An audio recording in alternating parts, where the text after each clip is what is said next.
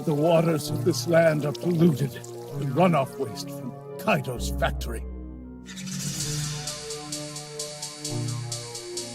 For such a small...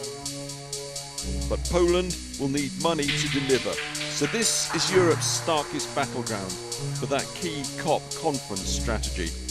How to fast-track the world's dirtiest fossil fuel from sunset to oblivion. Yes, behind me, Europe's single biggest emitter of carbon dioxide greenhouse gas, the gigantic Belhatov coal power plant. Now, the whole point of the COP conference is, of course, to keep temperatures to below 1.5 degrees of warming. That means shutting coal-fired power stations like these as fast as possible. Well, today we had another stark warning from the UN under current plans submitted by countries going into the COP. Hey, what's up guys? Today our team has decided to discuss a critical issue that affects us all, which are the release of harmful gases into our environment. Specifically, I will focus on carbon dioxide, methane, carbon monoxide and nitrous oxide. These gases have serious consequences for our planet. Carbon dioxide contributes to global warming, leading to rising sea levels and extreme weather events. Methane is a potent greenhouse gas that worsens climate change. Carbon monoxide, a colorless and odorless gas, poses risks to our health and can even be fatal. Nitrous oxide, although invisible and non-flammable, can cause infertility and frostbite. Proceed to the next one. In northwest Alaska, coal power plants play a significant role in providing electricity. However, these plants release a large amounts of harmful gases, including carbon dioxide and methane, which further contribute to climate change. To protect our environment and ensure a sustainable future, we found an alternative energy sources that don't harm our ecosystem. By reducing our reliance on coal power plants and embracing cleaner energy options, we can make a positive impact. The first law of thermodynamics tells us that the total energy in the universe remains constant. When it comes to gas recycling, this law ensures that energy is conserved throughout the process of converting harmful gases into useful chemicals. It assures us that no energy is lost or gained during this transformation, which is essential for sustainable gas recycling practices. Now, let's move on to the second law of thermodynamics. This law states that the total energy of a system and its surroundings always increase for a spontaneous process. In gas recycling, we need to consider the concept of entropy changes, which is a measure of disorder or randomness. The second law reminds us that in a spontaneous process like gas recycling, the total entropy tends to increase. This means that we must pay attention to the changing entropy during the process to ensure its feasibility and efficiency. By following these laws of thermodynamics in gas recycling, we can ensure the conservation of energy and make the process more effective. It allows us to contribute to a cleaner and healthier environment for the future.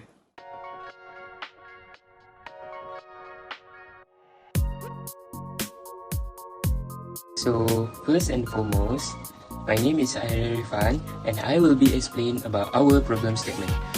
So, our problem statement is to assess the environmental impact of coal power plants and explore alternative solutions considering the release of harmful gases.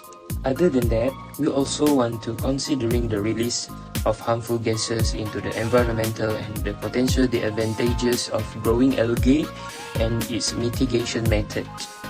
So, for the second problem statement is to develop a sustainable solution to mitigate the environmental impact caused by coal power plant in northwest Alaska. Considering the disadvantages associated with very proposed method of using algae. Other than that, we also want to propose a new unit process that can effectively recycle and utilize a selected harmful gases to convert the harmful gases into a useful compound for beneficial activities. Hello, my name is Ahmad Nofal. So today I will talk about our proposed solutions. Our team has made a proposal to solve the recycling of nitrous oxide gas by decomposing it with a catalyst, also known as a catalytic decomposition. The catalyst can facilitate the reaction by providing the surface for the N2O molecule to absorb and react with the N2O. One of the crucial part of the reaction to occur, we need a reactor reactor to provide a sufficient contact between the catalyst and the nitrous oxide gas. For example, fluidized bed reactor and stirred tank reactor. It is also common to operate it with the temperature within the 400 to 700 degrees Celsius. Above from it, it may affect the catalyst activation. However, how to make this reaction to occur? Well, for the procedure to decompose the N2O, we need to flow the gas into a reactor to ensure the gas make contact with the catalyst, which we use the alumina as our catalyst. Hence, it will result in the decomposition to produce nitrogen gas and oxygen gas. We can separate the N2 and O2 gas by distillation and adsorption method for further and finally, the end product of the reaction, we can benefit it by utilizing it in various ways. For example, in industrial application, we can use the nitrogen gas as an inert gas for blanketing and purging. Meanwhile, for the oxygen gas, we can use it in many industries such as metal fabrication, glass manufacturing, and water treatment. Apart from the industrial application, we can use it in medical application, also energy application. This here is the application for the nitrogen gas and oxygen gas in both applications that I have mentioned. So that's all from me. Bye bye.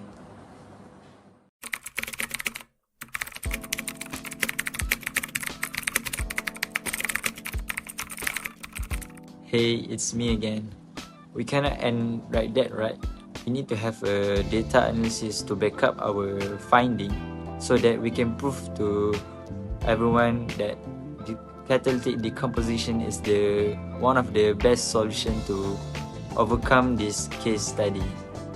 Before I show the calculation of the data analysis, we need to know what is the factor that is affecting our rate of reaction. Firstly, with the presence of the catalyst, it can accelerate the rate of decomposition by lowering the activation energy of the reaction. Next, more nitrous oxide molecules can collide with the catalyst as the concentration of the N2O rises. And lastly, the surface of the area. Here is the explanation. Now, we need to determine the value of the enthalpy change and the entropy so that we can evaluate the spontaneity of the reaction by using Gibbs free energy formula. We were referring to this table to find the value of the standard enthalpy and entropy for each molecule. As you can see over here, it shows that the delta H is a negative, meanwhile the delta S is positive. If we use the formula, the delta G equal to delta H minus T delta S, it shows that the delta G is always a negative in any temperature. So it indicates that the reaction is favored in the forward process, which means it is spontaneous. And after that, we need to know the kinetic limitation of this reaction so that we can develop strategies to enhance the reaction rates and improve the overall efficiencies. So here's our kinetic limitation. Apart from that, we need to know the thermodynamic limitation for this reaction. It is crucial for predicting the feasibility and the direction of a reaction under specific conditions. Hence, we can optimize the reaction conditions to overcome the limitation. In conclusion, the usage of coal power plant is not very effective to the environment.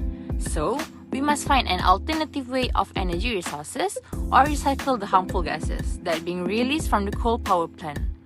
To recycle harmful gas, such as nitrous oxide, we can decompose it into nitrogen and oxygen. This reaction is promoted by catalysts in temperature range between 400 to 700 degrees Celsius. Nitrogen and oxygen has various applications in different fields, including industrial application and medical application. Some of the factors that affect the rate of reaction are presence of catalyst, the concentration of nitrous oxide, and surface area. The kinetic limitation in this reaction consists of diffusion limitation, reaction intermediates, and reactant concentration, while the thermodynamics limitation are catalyst selectivity, catalyst deactivation, and Gibbs free energy.